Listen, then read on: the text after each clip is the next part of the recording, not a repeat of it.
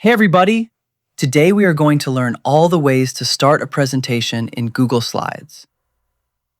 First, click the Slideshow or Present button in the top right corner. This starts the current slide in full screen.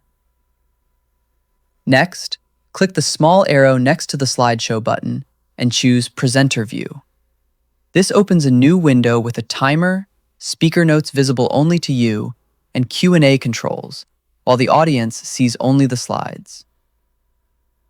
Click the small arrow again and choose Start from Beginning to present it from the first slide. You can also use keyboard by press Ctrl plus F5 on Windows or Command plus Enter on Mac.